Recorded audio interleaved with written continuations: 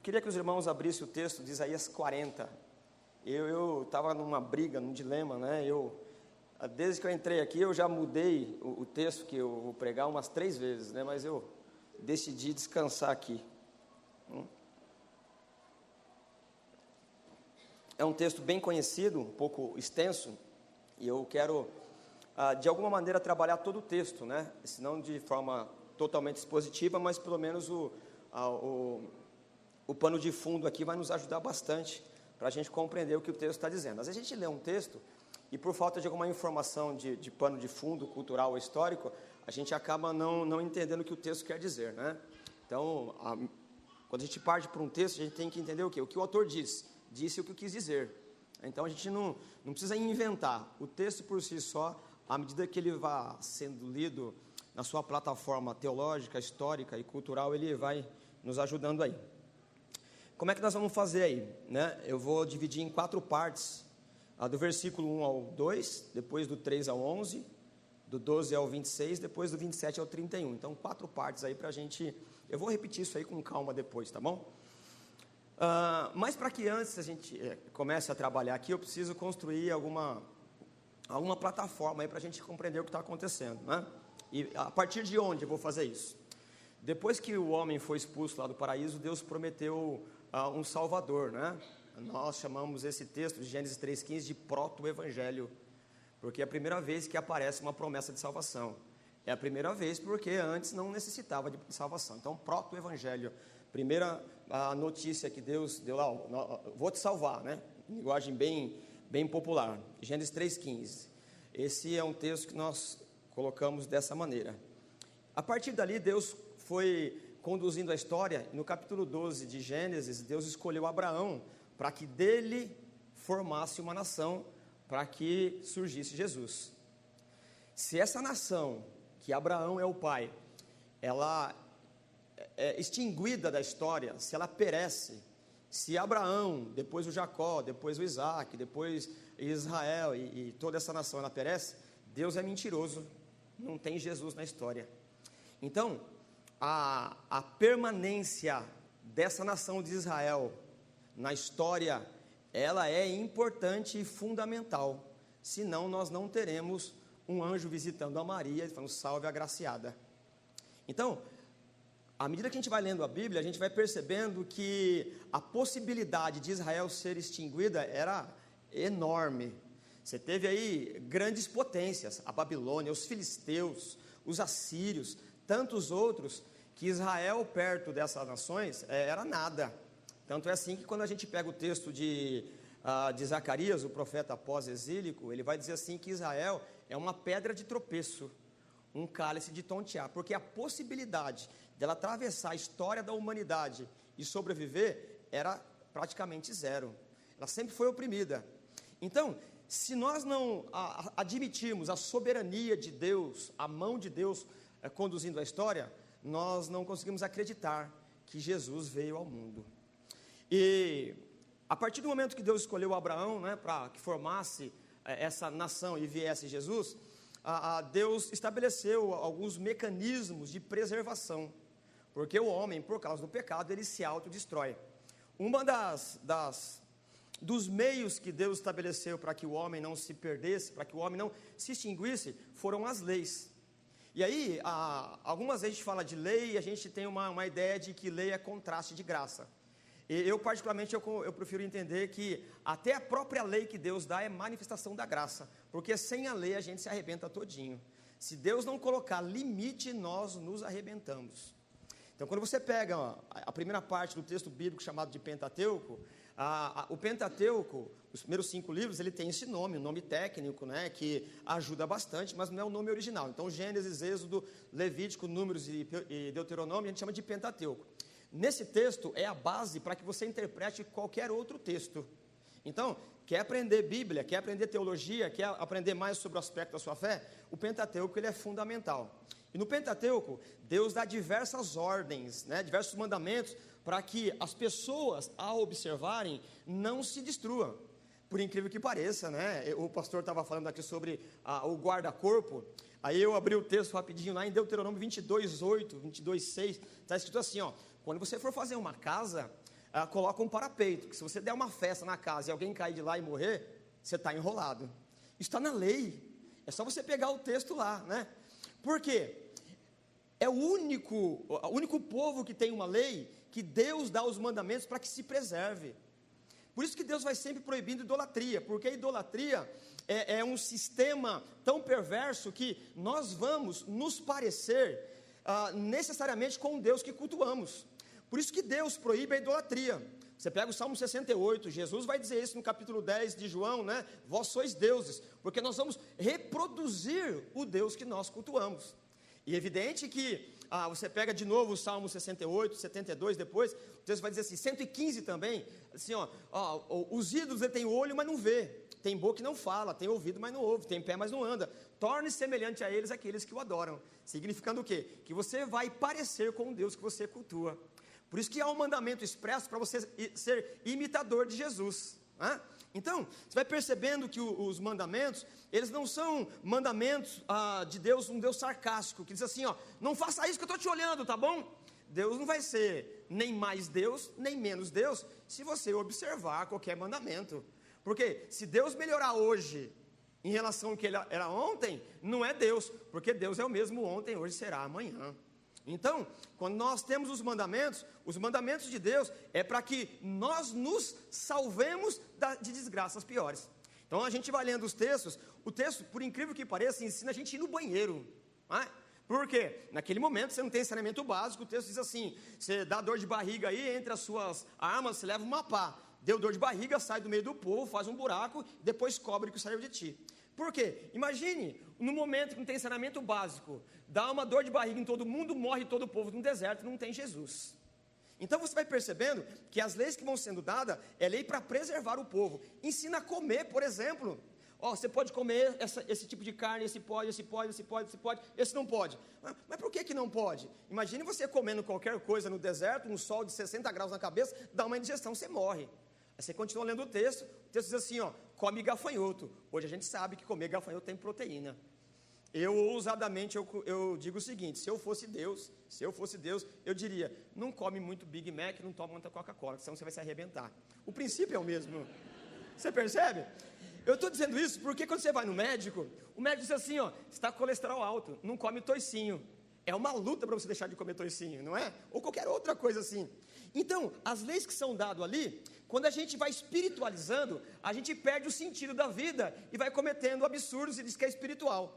A ideia da espiritualidade não é divorciado da carnalidade no sentido da fisicalidade. Porque quando a Bíblia fala de carne, não é carne que o corpo é demonizado. Ele fala de natureza pecaminosa.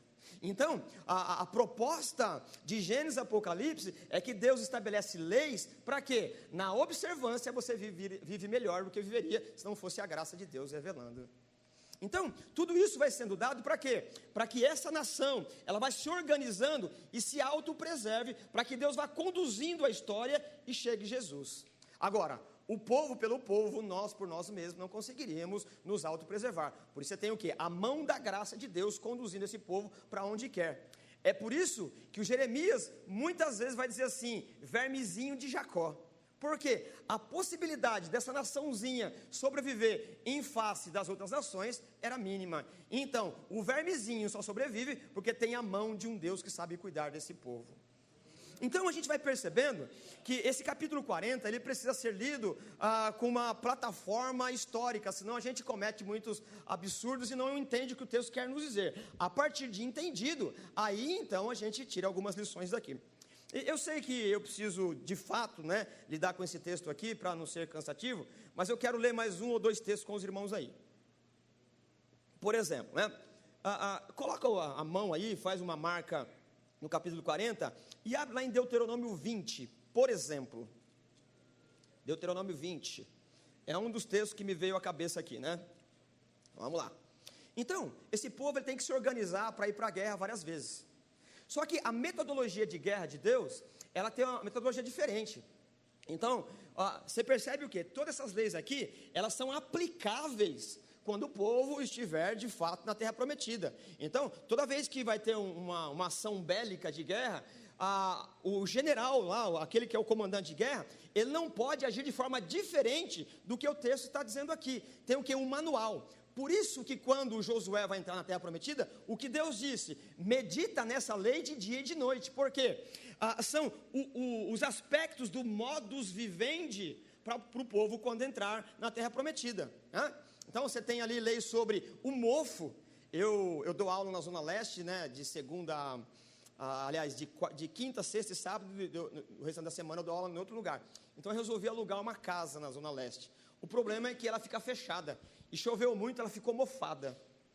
E por causa da minha rinite, eu me arrebentei todinho. Eu lembrei de Levítico, porque quando a casa está mofada, o sacerdote ia lá e ele falava assim, eu acho que é mofo, fecha a casa. Aí depois ele voltava, se a mancha tivesse amarela de algum jeito lá, queima tudo. Hoje não precisa queimar, é só colocar. O umidificador resolve o problema. Então você percebe que as leis que são dadas, elas são dadas para nos preservar, para nos guardar de coisas que naquela época as pessoas não sabiam. Então o povo vai para a guerra, né? Olha como é a metodologia de guerra. Deus está dizendo assim, ó, nós não tem como. O Israel vai enfrentar alguns povos aí e vai ter guerra. Então, como é que faz para guerrear? Então está aqui a cartilha para guerrear. 20, de Deuteronômio. Quando vocês forem à guerra contra os seus inimigos e virem cavalos e carros, um exército maior do que o seu, não tenha medo. Se a gente parar aqui, né, fala, Deus pede cada coisa, né? Como é que eu não vou ter medo? Tem um monte de gente lá, pessoa preparada para a guerra, não tenha medo, pois o Senhor, o seu Deus, que o tirou do Egito, estará com vocês. E quando chegar a hora da batalha, o sacerdote virá à frente e dirá ao exército, ouça Israel, hoje vocês vão lutar contra os seus inimigos, não desanimem, não tenham medo, não fiquem apavorados nem aterrorizados por causa deles, pois o Senhor, o seu Deus, acompanhará e lutará por vocês contra os seus inimigos para lhes dar a vitória. O que acontecia? Então tem lá um monte de gente de Israel que vai lutar lá, né? Passava um sacerdote e recitava o Shema, né? Ouça Israel, Deus vai te livrar. Quem assistiu aquele filme, O Coração Valente, tem uma época lá que eles vão para a guerra, passa o sacerdote jogando uma aguinha lá, né? Mais ou menos é isso. Depois que o sacerdote tem esse papel, vem o general, ele começa a selecionar os soldados. Qual é a primeira pergunta que ele faz? Imagine, tem lá, eu vou dizer um número sugestivo já, né? 33 mil.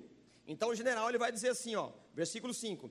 Os oficiais dirão ao exército, alguém construiu uma casa e ainda não dedicou? Volte a ela para casa para que não morra na guerra e outro a dedique. Então, tem todo mundo lá. Qual é a lógica de guerra? A lógica de guerra é quanto mais soldados, melhor. A lógica de Deus é o contrário. Tem alguém que demorou para fazer uma casa, construiu uma casa? Aí ergue a mão lá, eu construí uma casa. Muito obrigado aí, vai para sua casa, não quero você na guerra. Por quê? Você vai à guerra e fala, puxa, agora que eu comprei uma casa, eu vou morrer na guerra? Então, Deus abençoe, muito obrigado aí, vai embora. Não é para ficar na guerra. O general continua ainda, versículo 6. Alguém que plantou uma vinha e não desfrutou dela, ele diz assim, quem plantou uma roça aí? Eu, vai embora também. Pega a sua fruta lá, faz o seu vinho, o seu suco, come lá, não fica na guerra não, que agora que você vai desfrutar do teu trabalho, você vai ficar na guerra, vai ficar pensando, pô, eu estou aqui, né, eu vou morrer. Não precisa, Deus abençoe, volta para lá. Versículo, vou para frente aí, alguém comprometido para casar, agora que eu vou casar, vou para a guerra? Não dá. O que o general fala assim, quem vai casar aí? Levantava a mão lá, Deus abençoe, volta para casa, alegra a sua esposa lá, fica tranquilo, não vai para a guerra. A lógica é sempre diminuir. Aí, por último aqui, a gente não precisa avançar mais, ele vai dizer assim, ó, quem está com medo? Aí todo mundo, eu estou com medo, vai embora, vai todo mundo embora. Então, você tem aqui um código de guerra que Deus está dizendo assim, que é melhor lutar com aqueles que estão concentrados na guerra, né? Se você voltar o texto um pouquinho, né, e eu não vou voltar mais para não cansar os irmãos, e vou direto para Isaías, no capítulo 6, versículo 16, você tem um texto assim, ó, não faça prova de Deus. Evidente, você tem um mandamento expresso, você não pode fazer prova de Deus, por quê? Você faz prova daquilo que você não conhece.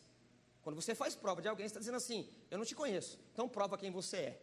Então você tem um mandamento decidido aqui, no capítulo 6, 16, dizendo assim, ó, não faça prova de Deus. Então você já deve imaginar que eu estou querendo te levar ao capítulo 40, por que Deus corrigiu esse povo com o cativeiro? Porque esse povo foi desviando do Pentateuco, foi se tornando idólatra, e a idolatria, ela é tão perversa, que ela vai nos desumanizando. O sistema idolátrico, ela vai nos tornando cada vez menos humano. O idólatra, ele imagina, projeta um Deus à sua própria consciência, e é escravo de si mesmo. E aí, você vai lendo os textos bíblicos, você vai percebendo o quê? Você tem um camarada chamado Gideão, e aí quando ele faz aquela seleção de gente lá, ele faz aquela seleção, não porque ele é um referencial para nós, ele é um antimodelo, porque ele fica com medo e não acredita que Deus vai dar a vitória para ele. Então ele faz prova de Deus 2 vezes, mostrando o quê? Que ele não acredita que Deus pode dar a vitória com 300 homens. Então o livro de Juízes, as pessoas que estão ali não é um modelo, é um antimodelo de pessoas que não confiam em Deus, né? Aí o final do livro a gente percebe que está uma desgraça terrível.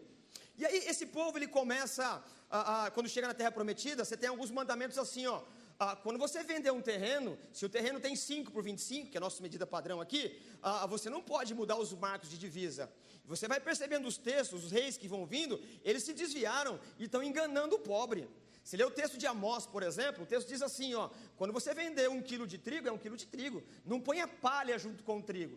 Então você vai percebendo que quando a idolatria, ela roubou, entre aspas, aí o lugar do Pentateuco, de Deus, a nação se tornou injusta. No capítulo 3 do texto que nós estamos lendo aqui de Isaías, o texto vai dizer assim, que os reis, inclusive os sacerdotes e uma outra gente lá, um monte de gente, o que eles faziam? Eles cobravam imposto alto, e a diferença do imposto, eles compravam lá brincos, tornozeleiras, pulseiras, chale, perfume e presenteavam as mulheres. O problema não é os objetos por si, mas de onde eles vinham. E aí o texto vai dizer assim, que Deus ia fazer com que o rosto dessas mulheres, porque elas usavam aqueles pendentes que era fruto de roubo, você não tem como não pensar na mulher do Sérgio Cabral agora, né? O que ela usava era fruto de roubo. Você olha lá, Deus vai dizer assim, ó, essas mulheres que andam serpenteando, a ideia do texto que elas usavam o que usavam, e o pobre quando estava com falta de comida, ela passava serpenteando, como se dissesse, sensualizando, dizendo assim, ó, você é um desgraçado mesmo. O problema é que a vida boa que elas levavam, levava por conta do roubo que estava ali. Aí Deus disse assim, não esquenta não, isso vai ser corrigido. Vai haver um dia que vai ter 7 mulheres para cada homem, né? E o rosto dela vai estar marcado e ela vai ficar careca, está lá no capítulo 3. E de fato, é o que nós estamos vendo aqui no capítulo 40. O problema, e você conhece a história, num dado momento, Salomão, ele aumenta o imposto, quando ele morre, o reino é dividido. O reino do norte, ele é defenestrado, ele acaba. Agora tem o reino do sul. O reino do sul, ele entra na mesma desgraça. O problema do nosso ponto de vista, que se esse reino, ele se extinguir, não tem Jesus na história. O problema é que eles se tornaram um adúltero. O problema é que se tornaram adúlteros no sentido de profanar aquilo que Deus disse. Então Deus tinha que resolver essa história. Quando você pega o texto de Jeremias, num dado momento Deus diz assim, Jeremias, o que você está vendo aí? Ele fala assim, Senhor, estou vendo 2 cestos. Aí, viste bem, Jeremias. O que você vê no cesto? Tem um cesto que tem figo bom, e os bons são muito bons. E outro cesto tem muito figo, e ruins, mas muito ruim. Deus diz assim, você viu bem, os figos ruins são os figos que eu vou deixar na terra para ser destruído, e os figos bons eu vou tirar da terra e vou levar para outro lugar.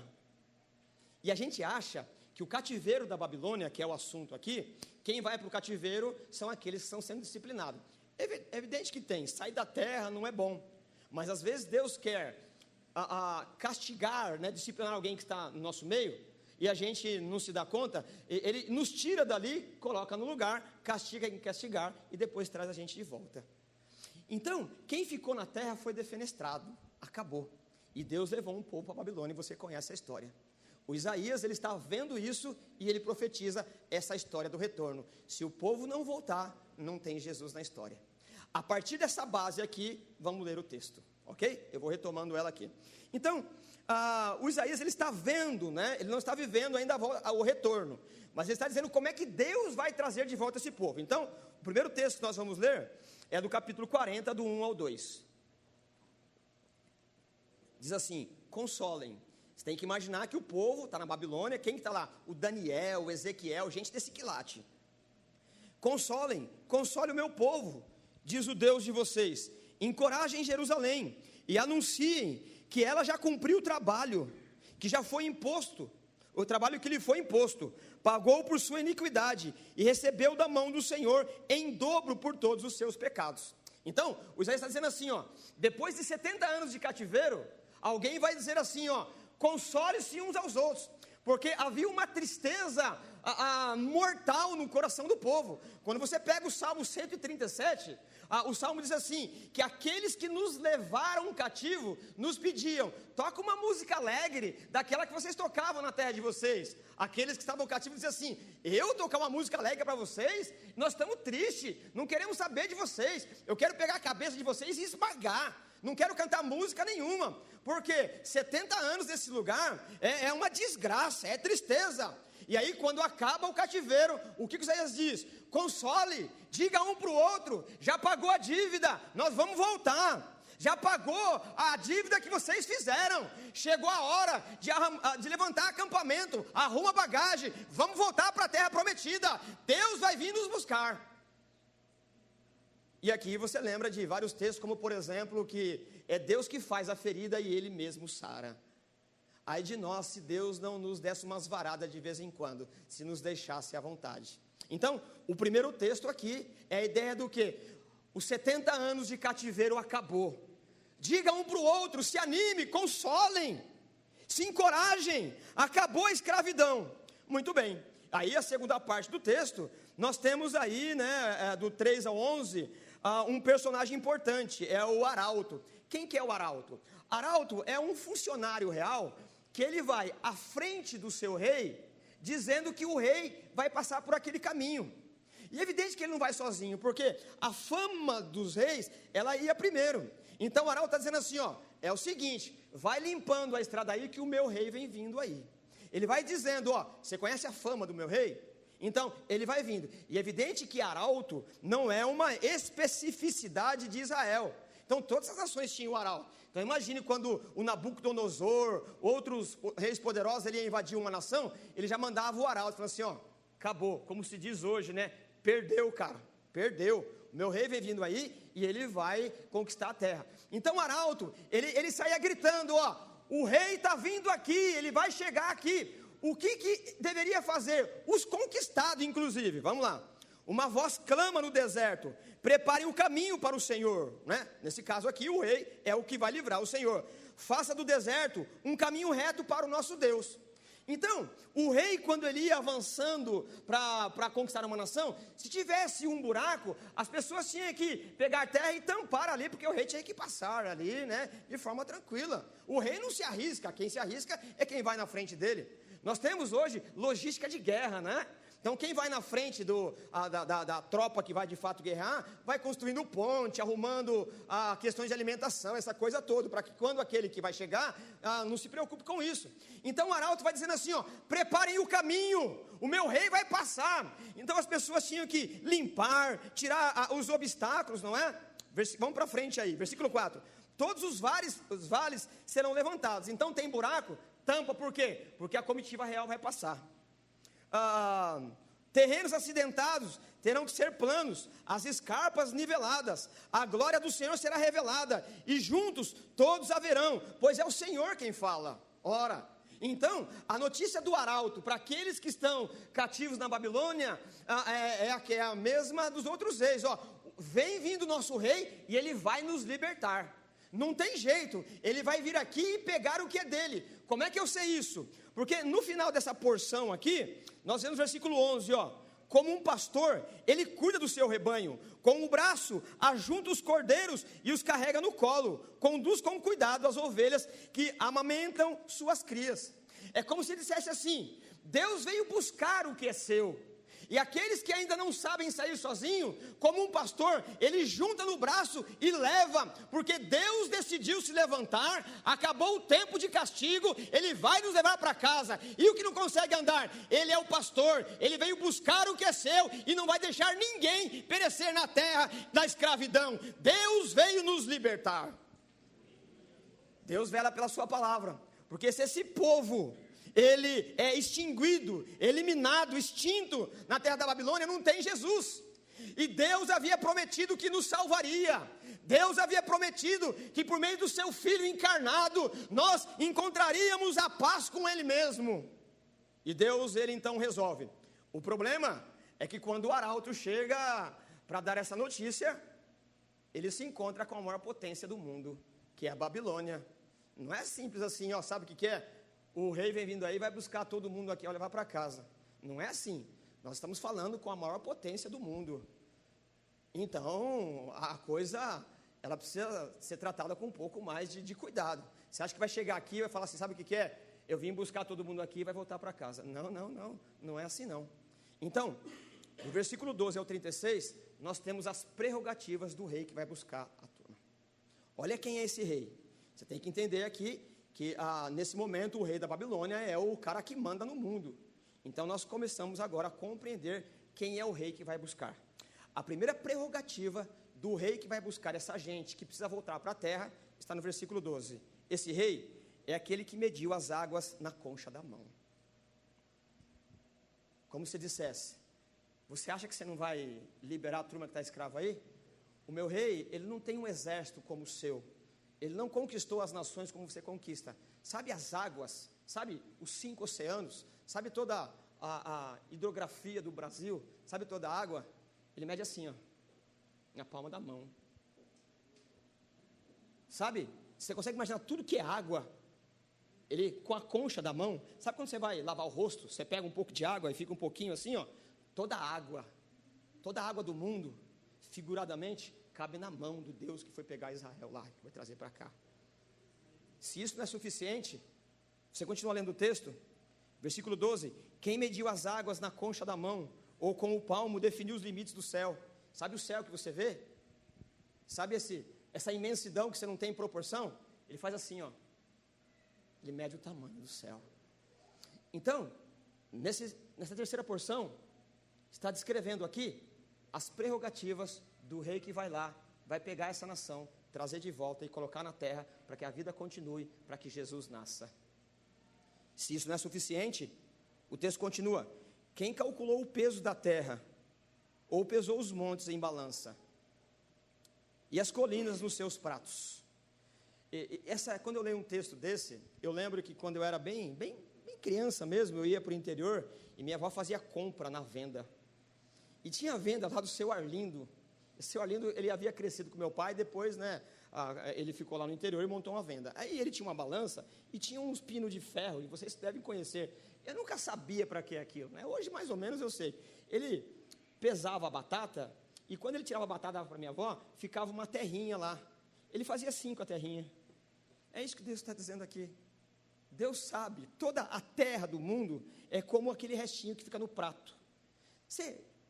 Não sei qual a tua área de atuação, mas você já experimentou calcular o peso da terra? Para mim isso é uma impossibilidade. Pode ser que alguém hoje consiga, mas quando o arauto chega lá, está dizendo assim, ó, se você acha que não vai deixar esse povo sair, o meu Deus, ele sabe o peso da terra. A terra para ele é nada. Você acha que você manda na terra? O meu Deus, o rei que vem vindo buscar aqui, ele, além de contar toda a água do mundo inteiro na palma da mão, de medir o céu com o palmo, ele sabe o peso da terra. E aí ele continua ainda, versículo 13, quem definiu os limites para o Espírito do Senhor? Ou quem instruiu como seu conselheiro? O arauto está dizendo assim, você tem conselheiro de guerra, tem um monte de gente aí que diz qual é o melhor jeito, qual é a melhor hora de atacar, como é a melhor formação, mas não há quem aconselhou, deu conhecimento de guerra para Deus. Deus, ele é conhecedor das coisas por si só. Deus, ele conhece todas as coisas, é esse Deus. Tanto que você continua lendo o texto, eu vou avançar um pouquinho, depois eu volto, no versículo 26, ele diz assim, olha lá, 40, 26, ergam os olhos e olhem para as alturas, quem criou tudo isso? Aquele que põe em marcha cada estrela do seu exército celestial, e a chama pelo seu nome, tão grande é o seu poder, e tão imensa a sua força, que nenhuma delas ousa comparecer.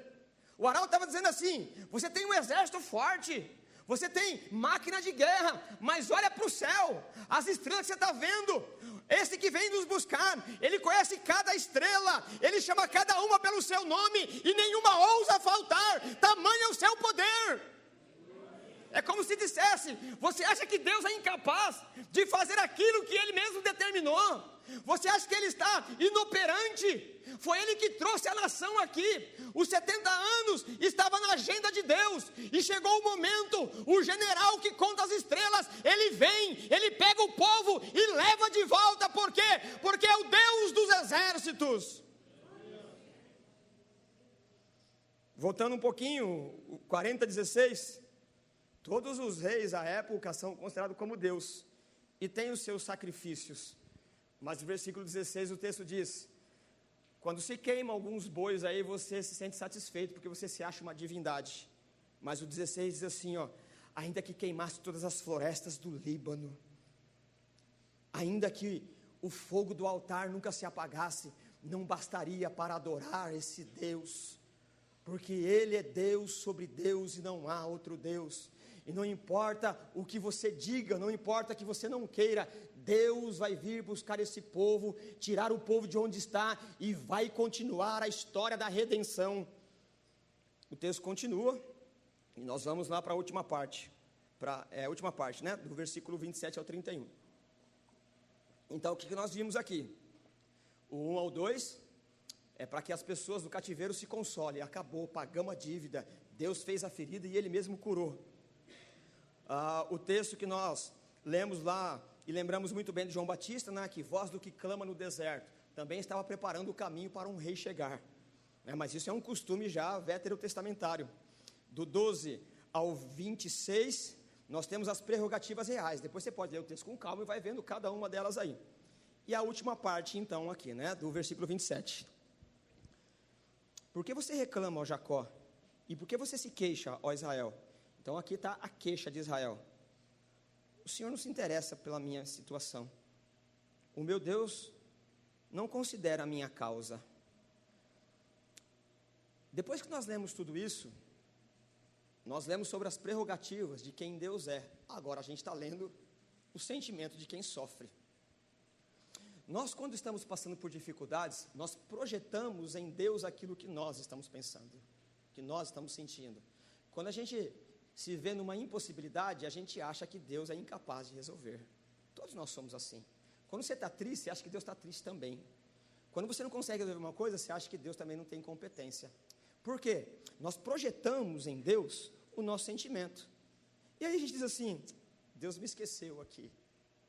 Deus não se interessa mais por mim. Olha a minha situação.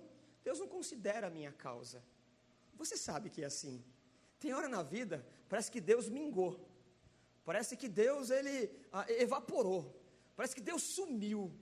A gente perde a capacidade de fé. A gente pode até vir aqui, erguer a mão. A gente só ergue a mão e não vai da valsa, né? Porque fica chato a gente não adorar com todo mundo. O que vão pensar de mim? Mas na verdade o coração definhou. A gente perde a capacidade de crer que Deus pode nos tirar de onde está. Porque a gente projeta em Deus, de forma equivocada, aquilo que a gente está sentindo, aquilo que a gente está passando. Isso é naturalmente humano. Porque eu não sou super-herói. Tem hora na vida que eu acordo e eu falo assim: quer saber, esse negócio de ser pastor, esse negócio de ser pregador, esse negócio de ficar pregando aí, para mim já deu. Esse negócio aí não está dando mais. Eu não quero saber, está muito difícil.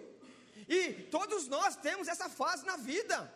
Todos nós chegamos em algum momento que a gente não quer saber mais da vida que tem. A gente, se pudesse, negava a fé, falava: não quero ser crente mais, porque a vida não vai para frente. Esse é o momento de nós pararmos e pedir a graça de Deus, para que Ele refresque a memória, porque não é Ele que está perdido na história, é você. Não é Ele que está sofrendo, é você. Não é Ele que perdeu a mão da história, é você. Mas Ele não nos perde, Ele vai nos buscar como um pastor, como um dono, como propriedade sua. Se Deus se pautasse pela nossa fé, nós estávamos enrolados. Porque as nossas bravatas de fé não passam de bravata só mesmo. Vai dar tudo certo. Mas aqui dentro o coração já ressequiu faz tempo. Porque você é gente como eu. Porque você perece como eu. Dá uma dor de barriga, acabou o crente. Acabou os poderes pentecostais, acabou tudo. A gente definha. Se não for a graça de Deus, o renovo de Deus, a bondade de Deus, a gente perece mesmo. E aí eu posso chegar aqui e falar assim: o Deus que vai te tirar de onde você está, Ele mede toda a água do mundo na concha da mão.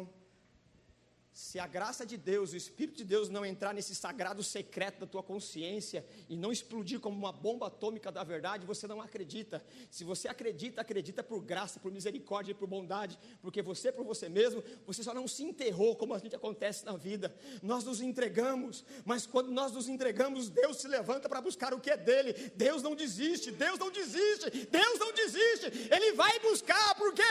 Porque nós somos povo seu, propriedade sua. Você se desiste de você mesmo, mas Deus nos ama mais do que nós mesmos. E nós começamos a reclamar: Deus não se interessa por mim, a minha situação como está, olha a minha causa. E aí então, o versículo 28, você tem de novo, né, o profeta falando pela boca de Deus. Será que você não sabe? É uma pergunta retórica, né? Então, depois de que tudo foi falado, você não sabe? Então, percebe o angustiado reclamando da sua situação e alguém chega assim: você não sabe? Você nunca ouviu falar? É quase que uma ironia, né? O Senhor é Deus eterno, o Criador de toda a terra. Ele não se cansa, nem fica exausto. Sua sabedoria é insondável. Esse texto, ele replica a reclamação, como se dissesse: você não lembra que foi Deus que fez a terra? É você que está cansado, não é Deus. É você que está exausto. Você esqueceu que Deus não se cansa? Você está cansado, mas qual é o problema disso para Deus? É você que fez uma barbeiragem na vida, mas qual é o problema disso para Deus? O que isso interessa no aspecto para Deus te salvar? O que interessa aqui? A matéria-prima que você tem agora para entregar é um pouco de caco que sobrou da besteira que cada um de nós fez. E o problema é que quando a gente faz besteira, não dá para culpar ninguém. Porque quando dá para culpar alguém, a gente de alguma maneira fica com uma sensação de alívio. Mas tem hora que não dá para culpar nem um cachorro de casa, a culpa é sua mesmo. E essa hora é mais humilhante, porque você não tem como apontar o dedo para ninguém. E nesse momento a gente esquece: que desgraça que eu fiz. E o texto pergunta para nós de forma irônica até: você não esqueceu? Já esqueceu já? O Senhor não se cansa, foi Ele que fez a terra, Ele não se fadiga, o cansaço é seu, mas Ele está pronto a estender a tua mão e nos buscar e restaurar de novo. E aí ele diz assim, versículo 29, Ele fortalece o cansado e dá grande vigor ao que está sem forças. Então imagine o povo lá, ficou 70 anos lá, ficou cansado. E o jovem, cansado também, ouve falar: nossa terra era assim, assim, já cansei de ouvir dessa história lá de Israel, terra que mana leite e mel. Tem hora na vida que as pessoas dizem algumas coisas para a gente falar: quer saber, isso para mim é utópico, né? Eu não consigo acreditar nisso. Por quê? Porque até o jovem se cansa. Você não é de ferro. Você não é super-herói, não tem uma pílula aí do super-homem que você toma e fica de novo energizado. Tem hora que quando o cansaço bate, o estresse bate, não tem jeito, cara. Até o jovem se cansa. Ficam exaustos. Não há vigor que dure para sempre. Nosso vigor sempre vaza por algum lado.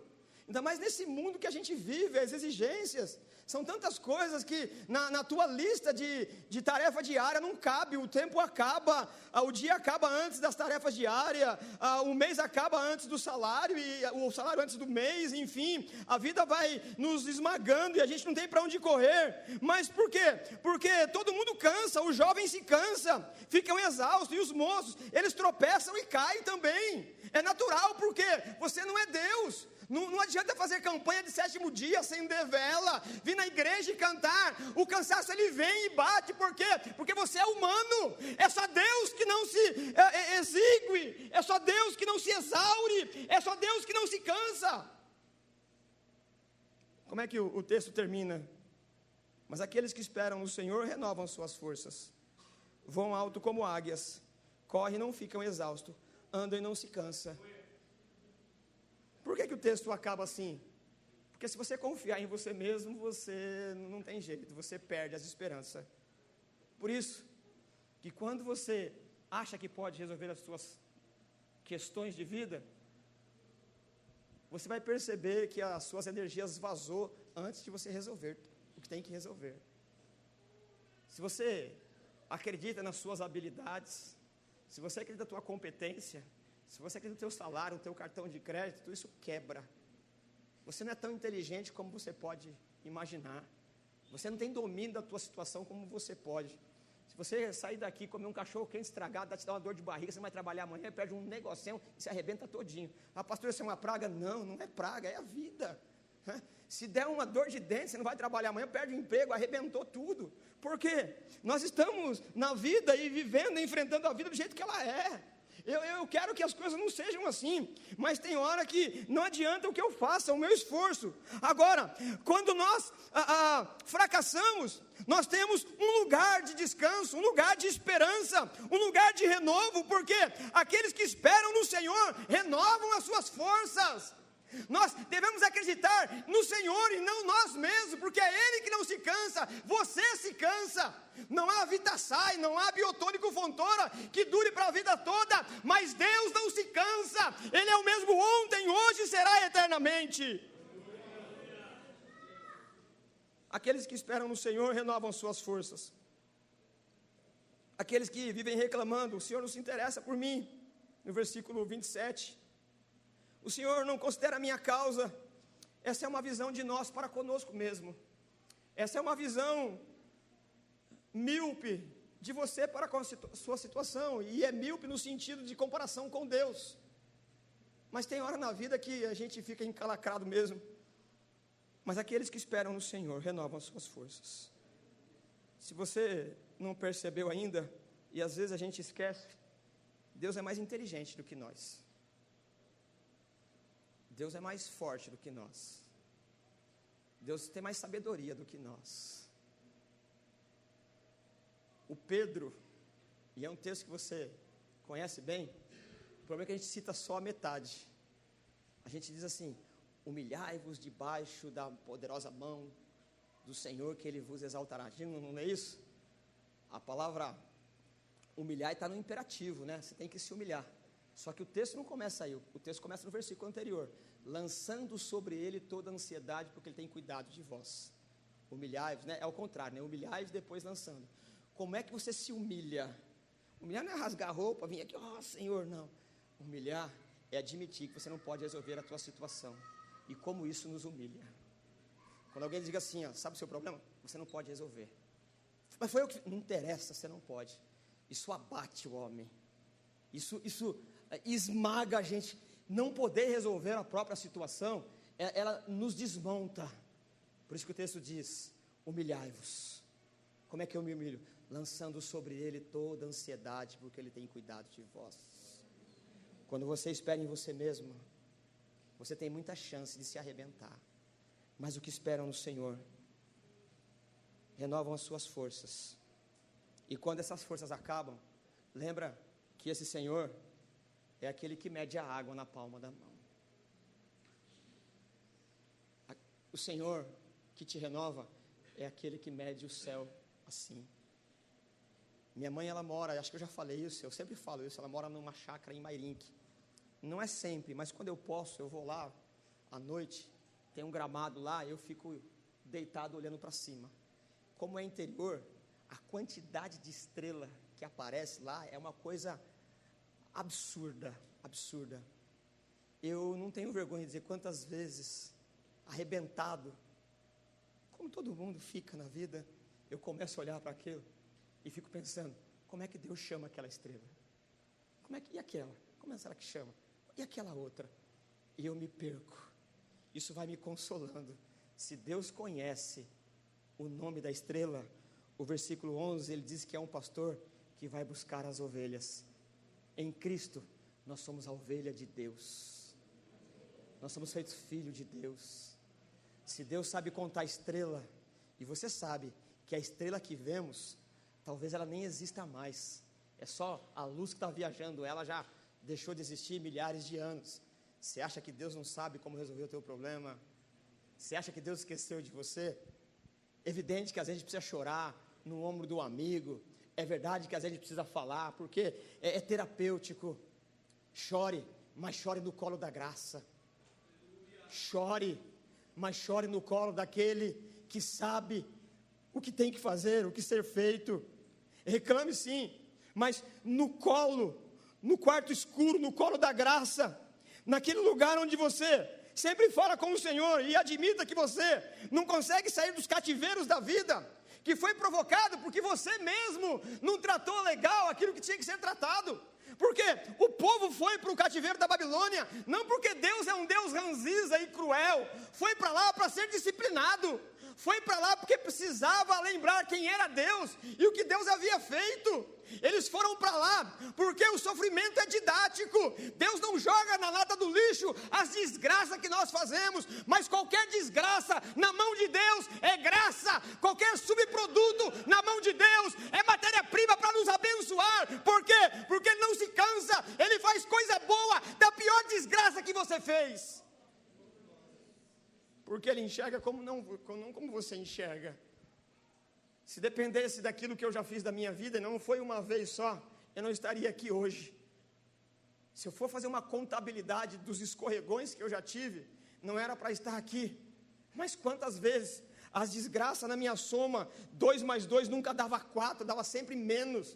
A conta não fechava nunca, a minha matemática nunca era exata, mas quando Deus intervinha depois de um processo didático, eu percebia que a conta dele é generosa, era maior e melhor. Por quê? Porque o período que passamos de sofrimento não é uma vara de correção de um Deus cruel, de um Deus déspota e ranziza, que tem prazer no seu sofrimento. Deus, quando nos empurra para os cativeiros da vida, é para nos deixar mais gente, mais ético, mais moral, mais crente, e nós nos renovamos dele, e quando voltamos celebrando a graça que nos restaura.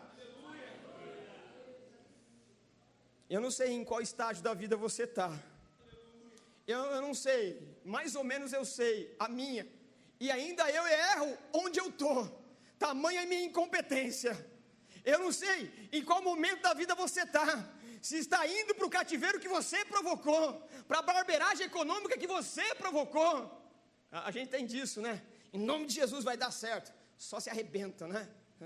Não é verdade? A gente vai lá assim, é só você ligar o rádio, né? A televisão.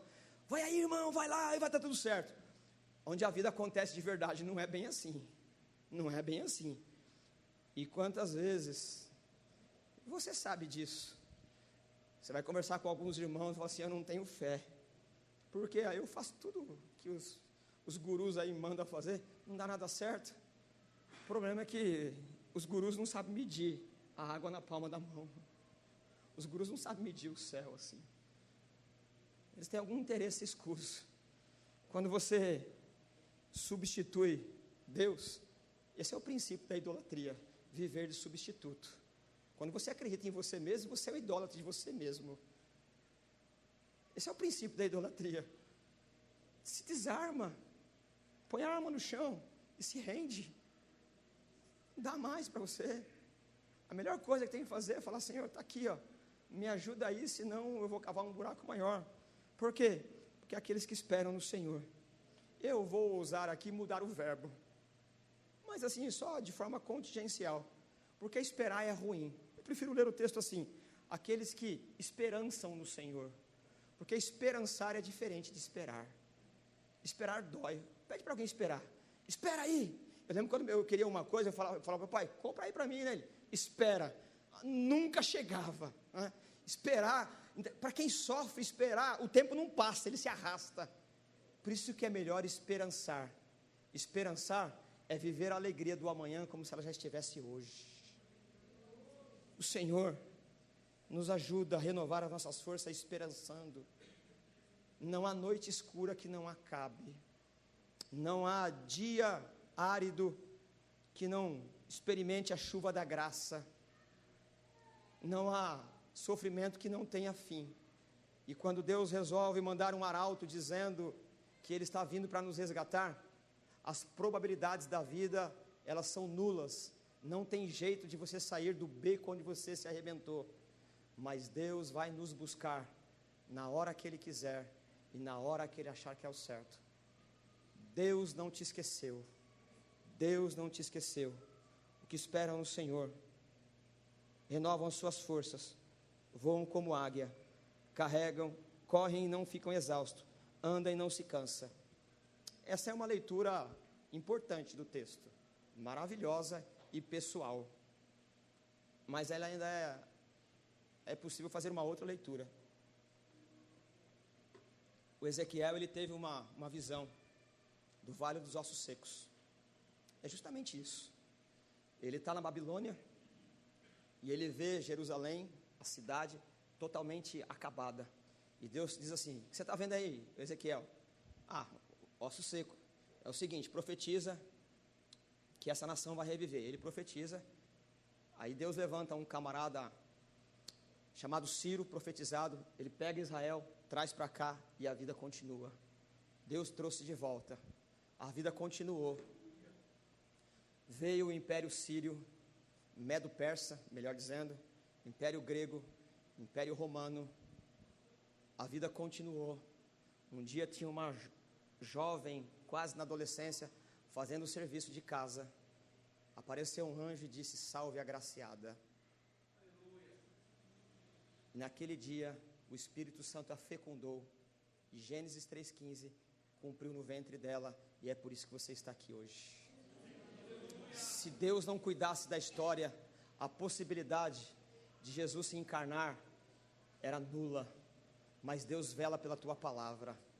Deus costurou a história do jeito que quis. Deus se encarnou na pessoa do Verbo. Deus viveu a vida de um homem como nós. Sofreu o sofrimento que nós sofremos. Foi para a cruz, para morrer a morte que era nossa, para dar a vida que não era nossa. Por isso que Paulo vai dizer: tendo, pois, sido justificados pela fé, temos paz com Deus. Esse texto ele mostra que Deus não esqueceu de você enquanto indivíduo, mas também mostra que a igreja é propriedade dele, e não importa o que aconteça, Deus tem guardado a sua igreja, e Deus não perde a sua igreja de vista. Deus tem cuidado de nós. Nós somos o arauto de Deus aqui na terra. Quando eu estou terminando, quando pego o texto de Isaías 53, o que Isaías vai dizer? Quem deu crédito à nossa pregação? Qual é a nossa pregação? A nossa pregação é uma pregação que não é possível que se dê crédito. Ora, quem em sã consciência vai acreditar na história que nós contamos? Qual é a nossa história? Um dia Deus veio no jardim e fez tudo bonito no jardim, e deixou lá uma árvore e uma fruta de forma simbólica, e disse: não coma dessa fruta. Por desobediência o homem comeu, e quando comeu, ele se tornou inimigo de Deus. E não é bom ser inimigo de Deus. A mão de Deus destrói, a mão de Deus ela pune. E o homem passou a sofrer por causa da desobediência, e nós sofremos pela culpa de Adão. E aí um dia, então eu estou pensando aqui no capítulo 53, quem deu crédito a essa mensagem? E aí um dia, Deus, por meio de um anjo, visitou uma mulher e ficou grávida. Essa mulher ficou grávida, mas sem participação masculina. Conta essa história no teu serviço lá. Conta essa história na tua faculdade. Se você crê no Evangelho e diz que crê porque é inteligente, você não entendeu o Evangelho. Porque se você for inteligente, você não acredita nessa história. É absurda.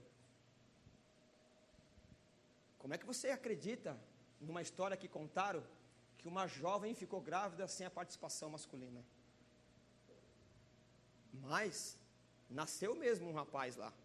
Ele falou que é Deus, espalhou a história, mataram ele por isso. Mataram, colocaram numa cruz. Também, cara maluco, vai falar que é Deus, mataram. Só que você não sabe, ele ressuscitou, cara. Vai falar: seu pastor fez lavagem cerebral mesmo, você acredita numa história dessa? Quem deu crédito a essa pregação? Você não sabe.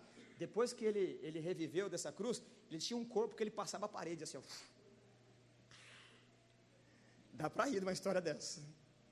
Você acredita nisso? Se você acredita nisso, você me desculpe, né? Lhe falta um pouco de bom senso.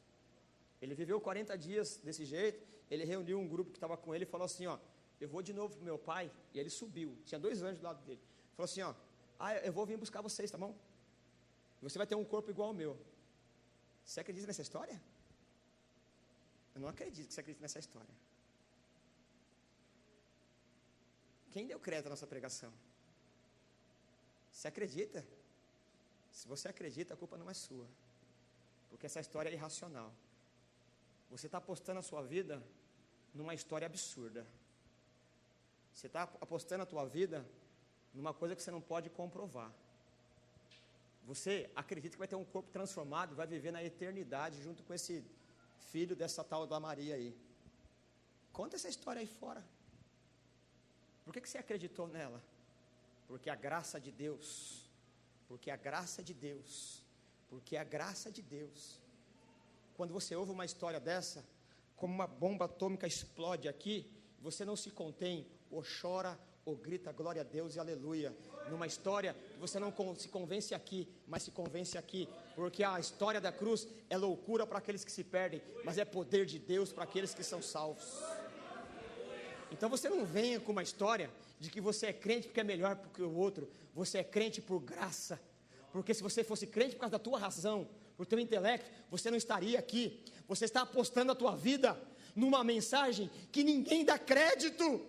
E se você pode acreditar que vai morar no céu com esse Salvador, você pode acreditar que Ele pode cuidar de você do jeito que Ele sabe cuidar, porque Ele é Deus que salva agora e é Deus que salva para a eternidade. Você não pode acreditar numa história só, você tem que acreditar nas duas histórias. Deus cuida de você agora e cuidará para toda a eternidade. Deus não nos perde, Deus nos tem na palma da tua mão, Deus cuida de nós. Que a maldade do mundo, que a amnésia de cada um de nós, que a falta de credibilidade do mundo, que a nossa incapacidade não roube de nós a alegria da salvação. É só um pouquinho de tempo e estaremos com Ele, e Deus é poderoso para fazer infinitamente mais, além daquilo que pedimos ou pensamos. Talvez a tristeza tenha roubado de você a maior alegria que nós temos, que é a alegria do céu. É como se você dissesse: não vejo a hora que chegue o céu. Evidente, nós gememos com gemidos inexprimíveis para que chegue essa época, mas a vida pode ser melhor do que é agora. Deus não te abandonou, Deus não tem prazer em te fazer feliz numa eternidade. Deus cuida bem dos seus filhos agora. Descansa no Senhor, espere no Senhor. Deus sabe renovar, Deus não te perdeu de vista, Deus não te esqueceu, não esqueceu nem agora e nem no dia último da nossa história como pessoas nesse estado aqui. Deus cuida de você agora. A mensagem do Evangelho não é uma mensagem apenas para o presente, esquecendo a eternidade, mas também não é para a eternidade anulando o presente. Deus quer cuidar de você agora. Deus quer dar o pão para você comer agora. Deus quer dar o paladar para você comer bem o pão agora. Deus quer dar a roupa, mas Deus quer dar também a capacidade visual para ver o colorido da roupa que te dá. Deus quer te abençoar, Deus quer te fazer pleno e alegre. Deus quer cuidar de você, mas sem que essa alegria roube a esperança da eternidade. Os que esperam no Senhor renovam as suas forças. Que o Senhor renove as nossas forças para agora e para a eternidade, em nome de Jesus. Deus abençoe.